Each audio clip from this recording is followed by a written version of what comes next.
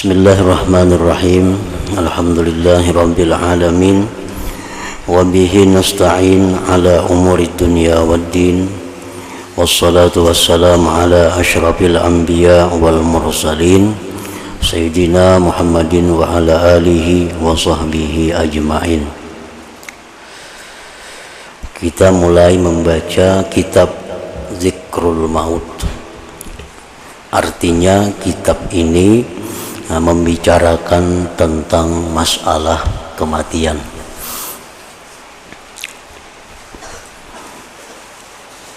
Yang berlanjut dengan hal-hal sesudah kematian. Dan ini merupakan akhir daripada kitab Ihya Ulumuddin. Sebelum kita membaca kitab Zikrul Maut ini, kita terlebih dahulu membaca kitab Al-Mahabbah, yang artinya tentang cinta kepada Allah. Nah, sesudah itu disambung dengan Zikrul Maut, dan itu mengandung tafaul, artinya berharap kepada Allah bahwa kita tidak dimatikan oleh Allah sebelum mencintai dan dicintai oleh Allah Subhanahu wa ta'ala. Nah, jadi kitab Zikrul Maut ini merupakan penutup dari kitab Ihya Ulumuddin. Bismillahirrahmanirrahim. Alhamdulillahilladzi qasama bil mauti riqabal jababirah wa kasara bihi zuhural akasirah wa qassara bihi amalal qayasirah alladzina lam tazal qulubuhum an zikril mauti napirah hatta ja'ahumul wa'du bil haqq fa ardahum bil hafirah fanukilu minal qusuri ilal kubur wa min diya'il muhudi ila zulmatil luhud wa min mula'abatil jawari wal ghilman ila muqasatil hawami wad didan wa minat tana'umi bit ta'ami wasyarab ila tamarrugi bit tarab wa min unsil ishrati ila wahsatil wahdah wa minal madja'il wa'iri ilal masra'il wabil panzur hal wajadu minal mauti hisna wa izza wattakhadhu min dunihi hijaban wa hirza wanzur hal tahissu minhum min ahadin aw tasma'u lahum rikza Fasubhana man imbarada bil qahri wal istila wasta'zara bistihqaqil baqa wa adalla asnafal khalqi bima kataba alaihim minal fana thumma ja'ala al mauta makhlasan lil atqiya wa maw'idan bi haqqihim lil liqa wa ja'ala al qabra sijnan lil ashqiya wa habsan dajjikan alaihim ila yaumil fasli wal qada falahul in'amu bin ni'amil mutazahirah walahul intiqamu bin niqamil qahirah walahu syukru bis samawati wal ardi walahul hamdu bil ula wal akhirah wassalatu ala sayyidina Muhammadin dzil mu'jizati zahirah wal ayatil bahirah wa ala alihi wa ashabihi wa sallim tasliman katsira. Amma ba'du. Nah, artinya dengan nama Allah yang Maha Pengasih lagi Maha Penyayang.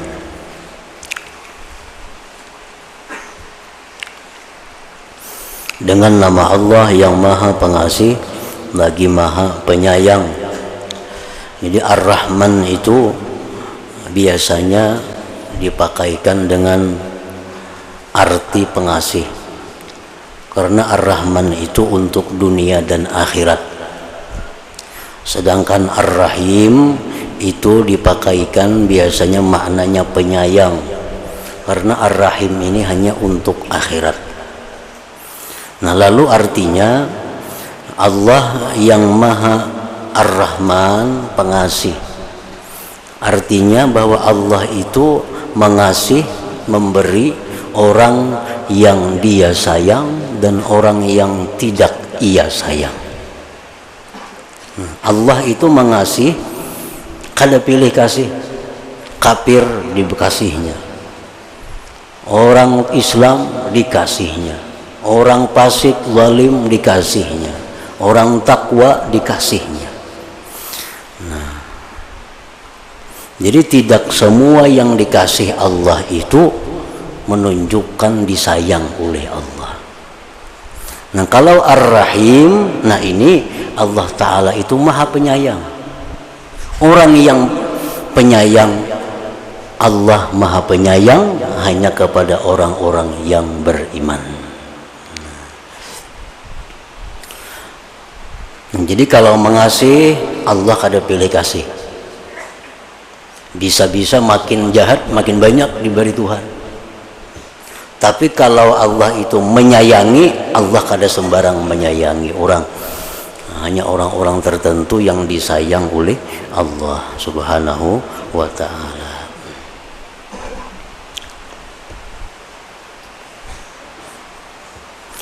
Segala puji bagi Allah yang memecahkan leher orang-orang yang perkasa dengan kematian. Artinya sehebat apapun, seperkasa apapun manusia, dia akan pecah dengan datangnya kematian itu. Menghancurkan Allah tulang punggung Kisra dengannya kematian itu. Kisra itu biasa dipakaikan untuk raja-raja Persia. Raja-raja Persia itu disebut dengan gelar Kisra.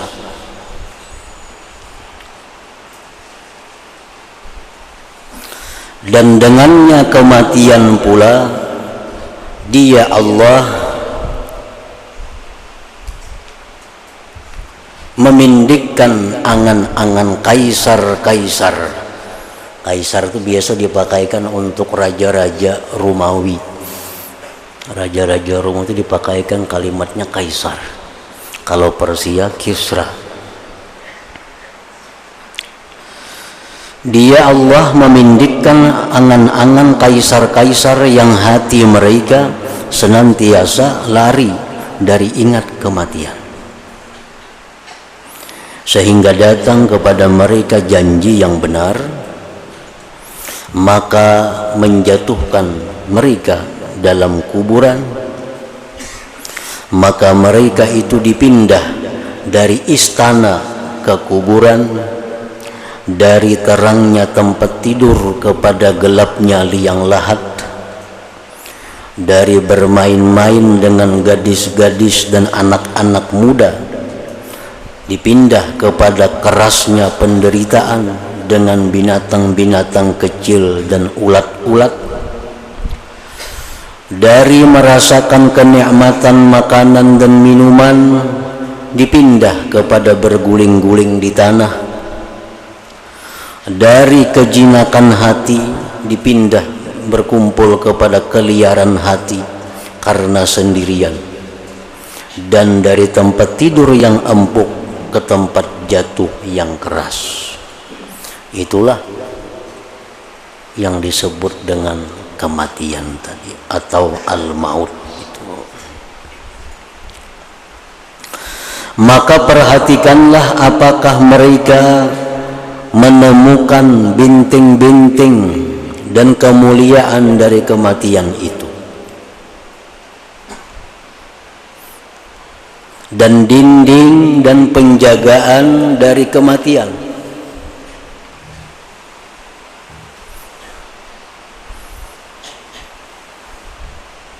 Padahal penjagaannya, pemeliharaan kesehatannya, obat-obatannya, perawat-perawat ini cukup,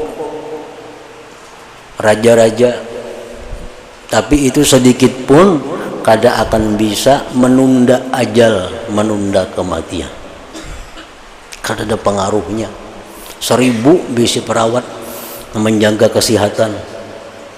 Itu kalau presiden, dokter mata ada spesial, dokter hati ada spesial, dokter tulang ada spesial, dokter hati, jantung, ginjal ada spesial semua. Jadi bila sakit mata panggil dokter mata, sakit gigi dokter gigi panggil. Tapi sekian dokter itu banyak, kada akan bisa menunda ajal yang sudah digariskan oleh Allah Subhanahu wa ta'ala. Jadi baubat itu jangan sedikit ada dalam hati, hendak panjang umur. Baubat itu sebutin aja tujuannya mengurangi sakit, itu aja. Apa baubat? Supaya jangan tapi sakit. Memanjangi umur, ubat itu kada bisa memanjangi umur. Bahkan keracunan ubat bisa balakas mati. Jadi baubat itu tujuan apa? Mengurangi sakit. Sakit gigi minum ubat supaya kawa guring, itu benar aja. Kalau menunda umur kada kawa.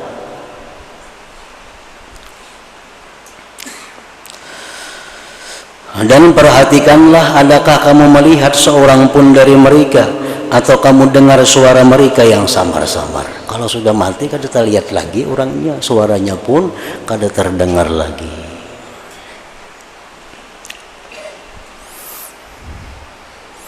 Banyak manusia yang berlindung daripada kematian, padahal di perlindungan itu kematiannya menunggu.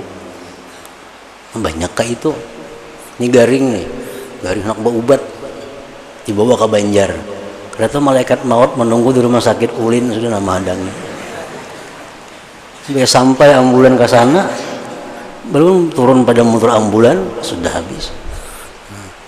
Jadi kita mencari tempat berlindung dari kematian, atau di tempat itu sudah bertunggu.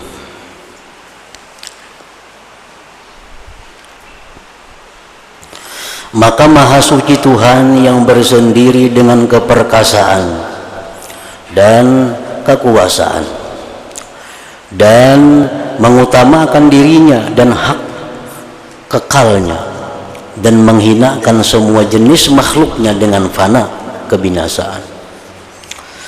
Kemudian menjadikan kematian itu sebagai jalan selamat bagi orang-orang yang bertakwa, dan janji bagi mereka untuk berjumpa dengan Tuhannya. Kematian itu merupakan jalan selamat bagi orang yang takwa. Karena orang takwa, bagaimanapun mereka kelihatan senang hidup dalam dunia, tetap ada merasa kada nyaman. Sarba ada, apa yang kurang sudah kada ada lagi, semua cukup. Bagi orang takwa tetap hatinya tuh kada mau nyaman.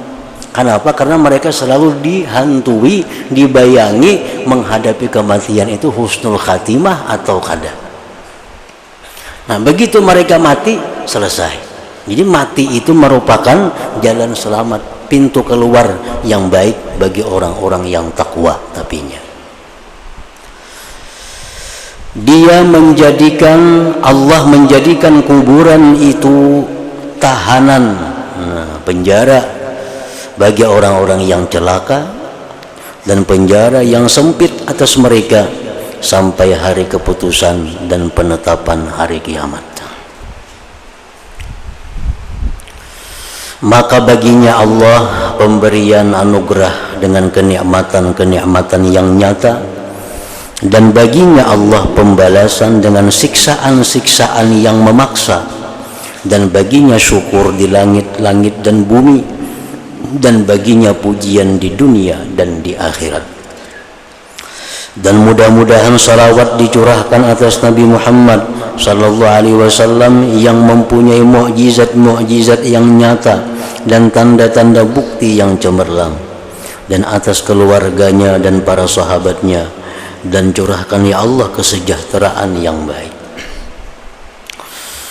Adapun sesudah itu maka layak dengan orang yang kematian itu tempat jatuhnya, tanah itu tempat tidurnya, ulat itu teman kejinakannya, malaikat munkar dan nakir itu teman duduknya, kuburan itu tempat tinggalnya, perut bumi itu tempat tetapnya, hari kiamat itu janjinya, dan surga atau neraka itu tempat kedatangannya. Nah, semestinya bagi orang yang demikian itu bahwa tidak ada baginya pikiran kecuali pada kematian.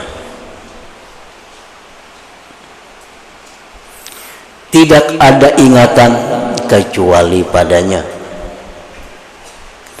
Tidak ada persiapan kecuali baginya kematian. Maka tidak ada pemikiran kecuali padanya kematian. Tidak ada penglihatan kecuali kepadanya kematian. Tidak ada penaikan kecuali atasnya kematian. Tidak ada perhatian kecuali dengannya kematian. Tidak ada daya kecuali sekitarnya, dan tidak ada penantian dan penungguan kecuali baginya kematian itu. Jadi artinya Imam Ghazali dalam keterangan ini menyampaikan agar bahwa manusia yang bakal mati itu hendaknya mempersiapkan sesegeranya dan persiapan yang sebaik-baiknya tentang kematian itu.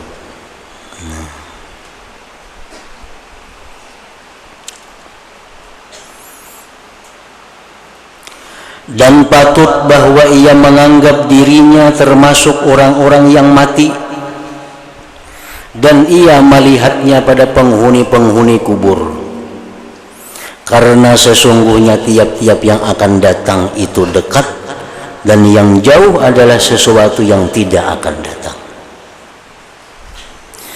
Dan Rasulullah Shallallahu Alaihi Wasallam bersabda, al-qayyisu man dana nafsah wa amila lima ba'dal maut. Artinya orang yang pandai itu, ujar Nabi, orang yang pintar itu adalah orang yang mendudukkan dirinya, artinya menghisap dirinya, dan beramal untuk sesuatu sesudah mati. Nah, itu orang nang pintar, ujar Nabi kita. Jadi naik haji itu seringkali dicontohkan dengan orang mati. Musafir haji itu seringkali dicontohkan oleh para ulama-ulama dengan kematian. Nah, kita musafir haji itu atau seumpama haji, musafir apa misalnya, itu pasti kita sebelum musafir itu mempersiapkan segala-galanya untuk kenyamanan musafir itu. Kita pasti tahu sudah menurut jadwal yang ada dari terapil nih, ada jadwalnya sudah. Kita di Banjarmasin kada bermalam, nah di Jakarta mungkin kada bermalam juga, kayaknya di Jeddah bisa bermalam semalaman. Hamba itu hanya kena ke Madinah sekian hari, nah kayaknya di Mekah sekian hari. Nah, itu laksana orang yang mati. Kan orang mati ini pertama dia dalam kubur, sampai waktunya dibangkit dari kubur, dihalau menuju padang mahsyar. Nah, dari padang mahsyar itu dia akan menjalani macam-macam proses, mulai daripada hisab, hitungan, kemudian kena ditimbang amalnya dalam keadaan yang sangat serba sulit. Nah, di situ kita pasti memperhitungkan. Orang naik haji tadi memperhitungkan, karena aku mun di Jeddah, mun di Banjar kada perlu ada baju karena kada bermalam juga. Jadi baju segan di Banjar kada usah ada. Nah, baju segan di Jakarta kada perlu ada, karena di Jakarta singgah setumat aja. Nah kayaknya di Jeddah bermalam semalaman ini perlu baju, jadi baju nang di Jeddah ini dibuat di tas nang di tangan aja. Nah kayaknya di Madinah sekian hari ada persiapan semua, kayaknya di Madinah baju sekian hari baru sekian lambar baju, sekian macam persiapan kita. Kayaknya di Mekah sekian hari sudah matang kita persiapkan, mulai berbulan-bulan belum tolak umrah haji sudah ada persiapan itu. Nah jadi itu sebenarnya pelajaran orang mati, pelajaran bagi orang mati. Kita mati pasti menemui malaikat maut Israel. Nah itu pasti ada persiapan kayak apa cara supaya selamat menemui Israel ini. Jangan terlalu dipersulitnya, jangan dipersulitnya. Ini Israel ini bisa mempersulit orang mati, bisa mempermudah orang mati. Contohnya mempersulit kayak apa? Israel ini pertama dia datang dengan wajah yang menyeramkan. Nah ini mempersulitnya sudah nih, wajah yang menakutkan, sehingga hilang ingatan kita. Kalau kita hafal kulhu kada hafal lagi gara-gara melihat wajah Israel itu macam itu, orangnya kasar. Nah ini tanda bahwa Israel ini mempersulit. Nah, Israel bisa datang kepada orang dengan mempermudah kematian, dengan wajah yang manis, dengan senyum, dengan bagus. Nah jadi itu diperlukan persiapan kayak apa cara supaya menghadapi Israel ini dengan bagus. Karena dalam kubur munkar nakir dan seterusnya. Nah jadi ujar Nabi tadi, orang yang pandai itu orang yang sudah memperhitungkan dirinya dan dia sudah bekerja untuk persiapan sesudah mati itu. Nah, untuk persiapan sesudah mati. Jadi kalau berisi duit umpamanya banyak, nah, ini kada perlu karena bila aku mati undang 10.000 orang, kada perlu itu luput. Yang paling baik itu 10 juta itu lagi hidup, lagi sigar, nah amalkan jariah. Itu kayaknya wafat mesti berduanya bayangkan kada jadi soal. Ini kasayangan di duit, mati hanya melapas duit. Bila aku mati kena menyampaikan aku 10.000 cari setiap orang bari sekian. Aku sudah mati itu kada ampun seorang lagi duit itu. Begitu kita tak mati duit itu sudah pindah, harta semuaan sudah pindah, kada ampun kita lagi. Menwarisnya hakun, ya hakun yang jawab aku kada hendak kebanyakan malah bisa kada jadi. Itu tergantung waris kan, ampun waris itu harta. Nah jadi duit sekian banyak itu lebih baik sihat belum mati keluarkan dulu, jangan menunggu mati. Bila menunggu mati pahalanya kada seorang lagi nang sempurna, itu ahli waris nang pol dapat pahalanya karena harta ahli waris. Nah itu ngarannya ba'amal lagi hidup ba'dal maut untuk yang sesudah mati. Dan tidak mudah bersiap-siap untuk sesuatu kecuali selalu baru ingatan kepadanya, dan tidak selalu baru ingatan kepadanya kecuali ketika mengingat-ingat dengan mendengar segala yang mengingatkan kepadanya dan memandang pada segala yang memperingatkan atasnya.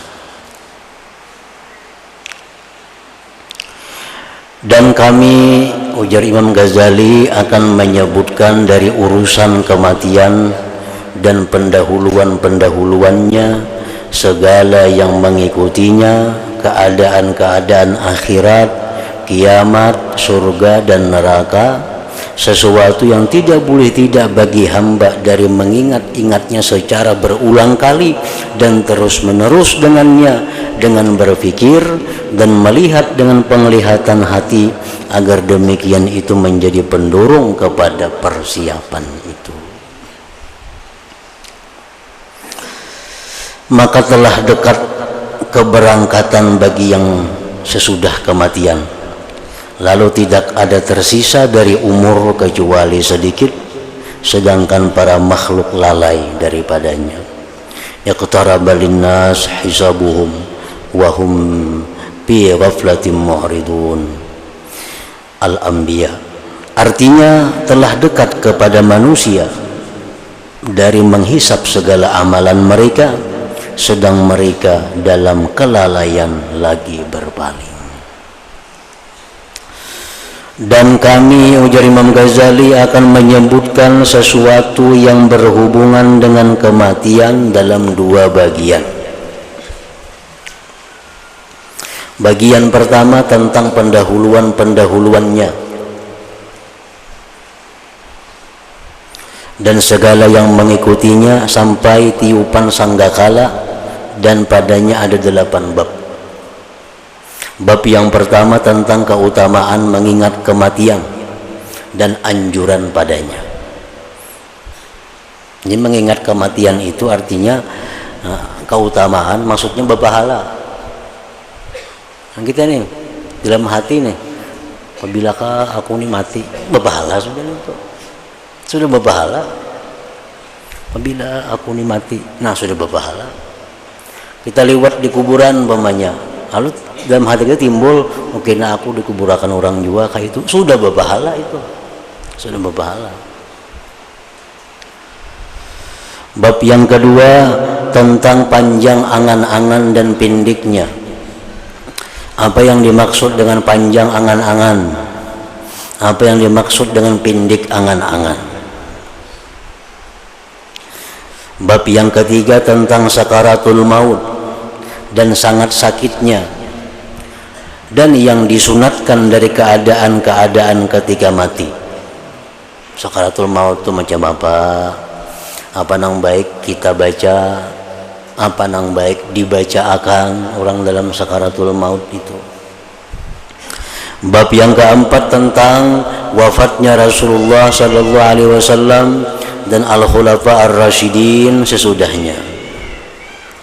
Bab yang kelima tentang perkataan orang-orang yang akan mati dari para khalifah, para amir dan orang-orang saleh.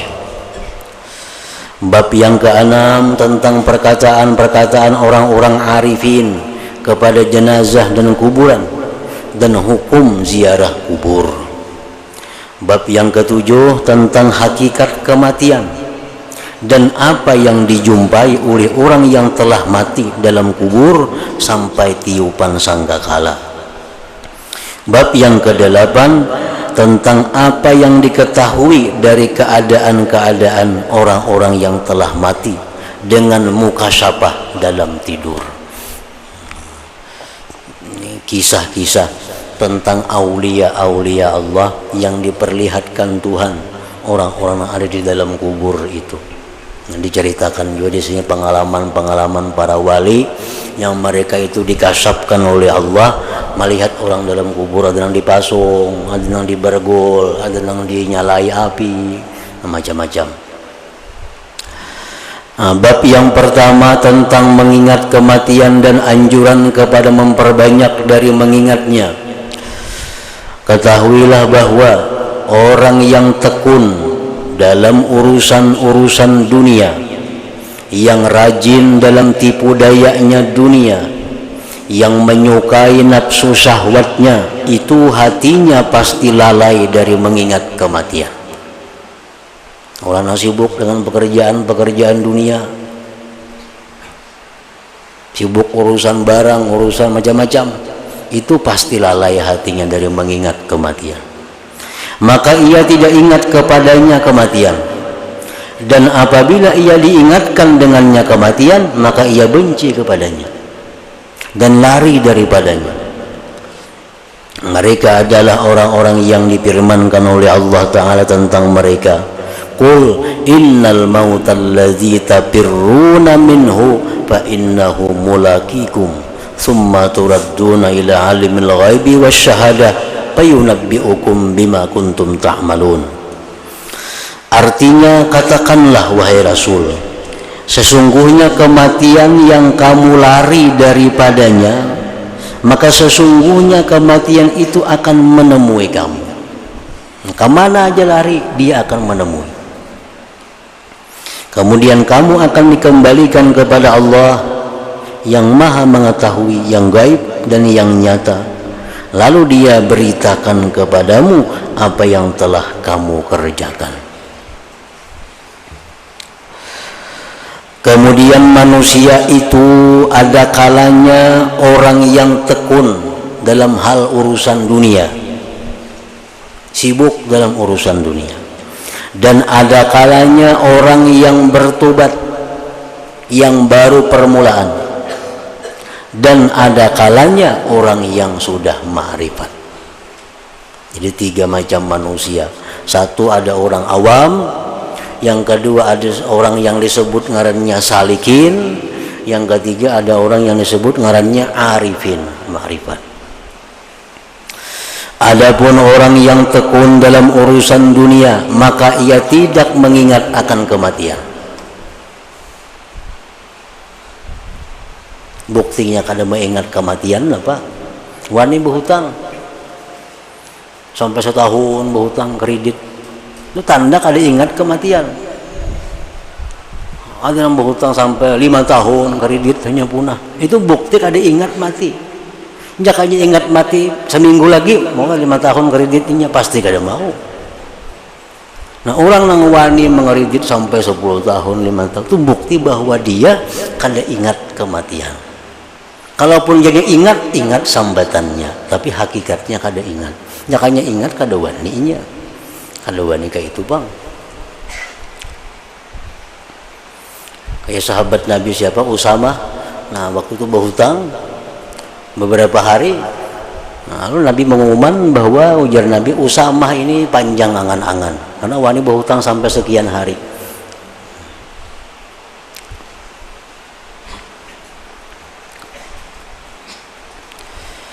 Maka ia tidak mengingat akan kematian, dan kalau ia mengingatkan maka ia ingat kepadanya karena merasa sedih atas dunianya dan ia sibuk dengan mencelanya. Kalaupun orang-orang tadi ingat kematian itu karena dalam kesusahan, karena sudah kesusahan, hutang situ kamari banyak, baik mati ya aku ini sudah. Nah itu. Dan orang ini mengingat kematian menambah jauh dari Allah Subhanahu wa ta'ala. Nah, ini orang-orang yang dicela, orang-orang yang tercela, orang-orang yang akan menemui susah payah sesudah dia matinya. Adapun orang yang bertobat, maka sesungguhnya ia memperbanyak dari mengingat kematian agar dengannya terbangkit dari hatinya rasa takut dan khasyah. Lalu ia menepati dengan sempurnanya tobat, dan kadang-kadang ia benci kepada kematian karena takut bahwa ia disambarnya oleh kematian sebelum sempurna tobatnya dan sebelum membaikkan bekal. Nah, orang-orang salikin, orang-orang yang sudah tobat ini kadang-kadang ini kada hakun jo mati karena masih belum banyak amal, sambil memperbaiki diri.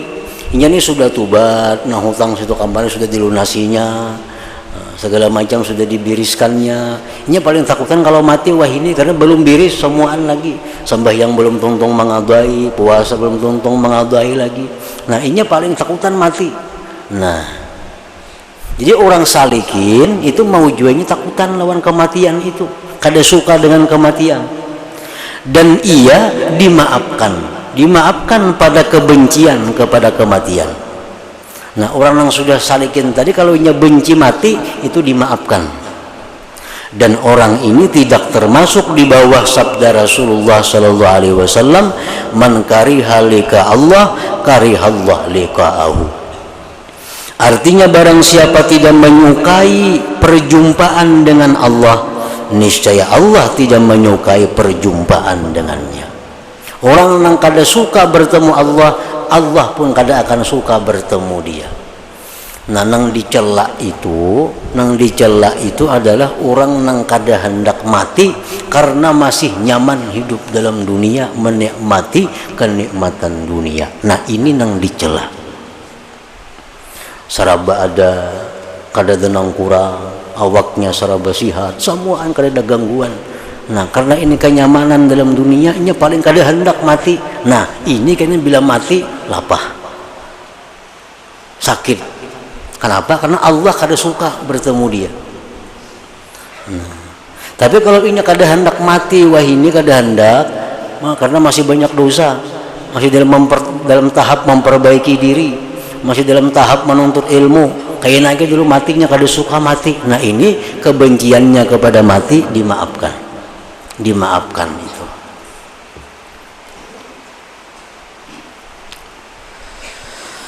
Sesungguhnya orang ini, salikin tadi, muridin tadi, tidak benci kepada kematian dan perjumpaan dengan Allah. Hanya saja ia takut kehilangan perjumpaan dengan Allah karena kekurangannya dan ketaksirannya. Umpamanya ada kabar bahwa 5 menit lagi anak datang ke rumah hikam raja. Maka sebelumnya kan ada berita, pasti kita aku tunda membersih rumah dulu, menyiapkan hambalnya, menyiapkan makanannya. Artinya bukan benci bertemu rajanya cuma hendak menemui raja dalam keadaan serba bahamburan. Dan ia itu seperti orang yang berlambat dari menjumpai kekasih karena sibuk dengan persiapan bagi perjumpaan dengannya atas cara yang disenanginya. Ini hakun wah ini bertemu kekasihnya. Kenapa? Mandi balum lagi segala macam balum. Kada nyaman bertemu kekasih awak kainian. Dan tandanya bujur orang ini adalah bahwa ia terus-menerus mempersiapkan baginya yang tidak ada kesibukan baginya selain itu. Itu tandanya. Tandanya kayak itu. Kok ada hakun wah ini mati banyak dosa lagi. Ini bisa bujur, bisa dari syaitan. Nang bujur kayak apa? Bilanya bujur tentunya mulai itu sudah sibuk dengan urusan-urusan keagamaan, mengurangi kegiatan dunianya, mengurangi ininya, menambah amaliyahnya. Karena ini mempersiapkan diri untuk kematian. Bila ujarnya mati itu kayaknya dulu masih kada baik lagi diri, tapi kada meningkatkan amaliyah, berarti itu dari tipu daya syaitan. Ini yang banyak kita ditipu oleh syaitan. Padahal sebenarnya kita bukan karena itu benci mati, tapi karena nyaman di dalam dunia ini. Nah, tanda orang ini adalah bahwa ia terus-menerus mempersiapkan baginya yang tidak ada kesibukan baginya selain itu. Kalau tidak, maka ia dihubungkan dengan orang yang tekun dalam urusan dunia. Ngarannya sama nang kayak tadi, orang naraja nak datang ke hakun kada lagi 5 menit datang raja hakun lagi mah kada hendak wah ini kada siap lagi, handangin dulu sejam-jam lagi kawalah. Nah, tentu dalam sejam punya bersiap-siap, bersih rumah sama itu ini dalam sejam itu. Amun dalam sejam tu kada bersiap-siap juga berarti kada hendak bertemu raja warangarannya, bukan karena bersiap-siap. Nah, kayak itu juga orang nang benci kematian. Kalau benci kematian itu karena dirinya masih kotor, masih dalam tahap memperbaiki, maka itu dimaafkan. Tapi kalau benci kematian karena senang dalam dunia, nah itu nang sulit, itu nang dicela. Adapun orang yang ma'rifah kepada Allah, maka ia mengingat kematian dengan terus-menerus, karena kematian adalah janji bagi perjumpaan dengan kekasihnya. Dan orang yang mencintai itu tidak akan lupa sama sekali akan janji perjumpaan orang yang dicintainya. Orang ini pada kebiasaan perkara ia merasakan lambat datangnya kematian dan menyukai datangnya agar ia terlepas dari negeri orang-orang yang maksiat dan berpindah ke sisi Tuhan Rabbul Alamin. Sebagaimana diriwayatkan dari Hudzaifah bahwa ketika beliau mendekati kematian, maka beliau berkata, kekasih datang atas kefakiran, tidak beruntung orang yang menyesal, Ya Allah, jika menurut pengetahuan-Mu bahwa kefakiran itu lebih saya sukai daripada kekayaan, dan sakit itu lebih saya sukai daripada sihat, dan kematian itu lebih saya sukai daripada kehidupan, maka mudahkanlah kematian atasku sehingga saya bisa berjumpa denganmu. Jadi orang yang bertobat itu dimaafkan pada kebencian kepada kematian. Tobat itu perlu waktu, nang kada setumat. Tobat itu hanya selesai. Coba bayangkan kita pernah memitnah sekian banyak manusia. Itu perlu waktu mencari orang-orangnya untuk minta halal, minta maaf. Kita menggibah sekian orang manusia, perlu berhari-hari, berbulan-bulan mencari orang-orangnya untuk minta halal. Kita pernah menipu orang, nah perlu berapa untuk menyelesaikan itu? Belum sekian tahun kada bersembahyangan, mangkabai berapa bulan hanya habis. Nah, jadi tobat ini perlu waktu yang panjang. Dan ini kada hendak mati itu datang kalau belum selesai urusan tobatnya ini. Nah, itu dimaafkan. Inya benci kematian karena urusan tobatnya belum beres. Dan orang ini dimaafkan pada menyukai kematian. Nah, orang yang ma'rifat tadinya hendak lakas mati. Hendak lakas mati. Karena sudah melihat janji Allah. Disediakan gedung nang mewah, kendaraan nang mewah, bidadari kada terhitung lagi. Lu hendak lakas sayanya mati. Nah, orang ini dimaafkan juga pada menyukai kematian. Hendak belakas mati itu sebenarnya kada baik juga. Karena mati sudah ada ukurannya, ada hari tanggalnya. Jadi hendak memperlambat kematian itu kada baik. Kecuali orang tobat tadi bagus. Nah, melakasakan mati kada baik juga kecuali bagi orang arif. Nah, orang sudah kenal lawan Tuhan itu dimaafkan juga kalau nya hendak lakas mati. Dan yang paling tinggi kedudukannya di antara keduanya adalah orang yang menyerahkan urusannya kepada Allah Ta'ala. Maka ia tidak memilih baginya dirinya mati maupun hidup. Bahkan perkara yang paling disukai olehnya adalah yang paling disukai oleh Tuhannya. Aku minta hendak mati kada juga, minta panjang umur kada juga, salah Tuhan aja.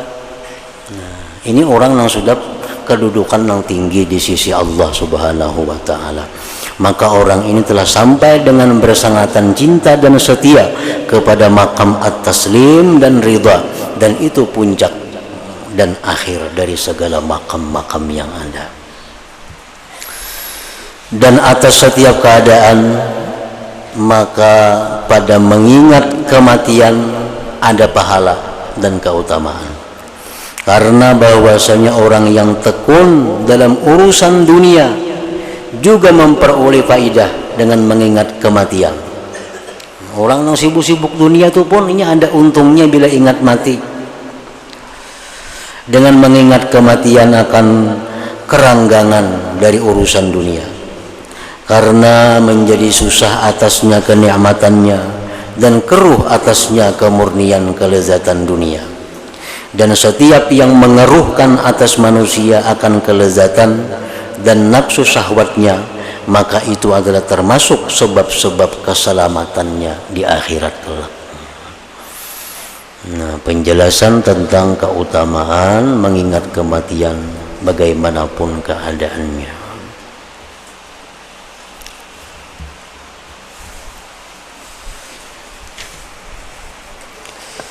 Pengajian Jumat insyaallah kita mulai pada Jumat yang akan datang insyaallah.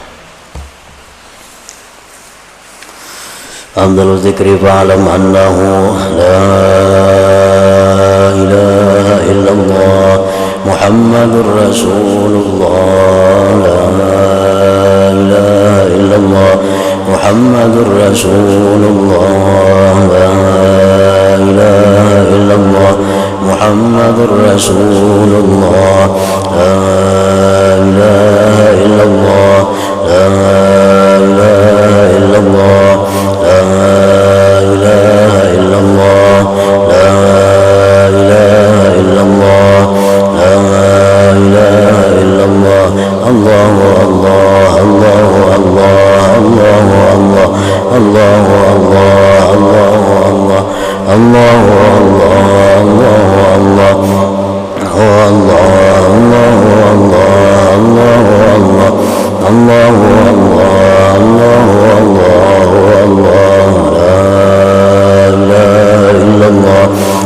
محمد رسول الله لا إله إلا الله محمد رسول الله لا إله إلا الله محمد رسول الله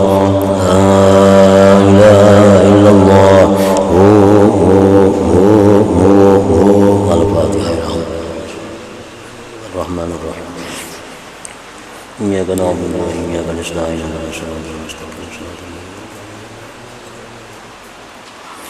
فيا أيها الرجل منه شفاعة صلوا عليه وسلموا تسليما اللهم صل وسلم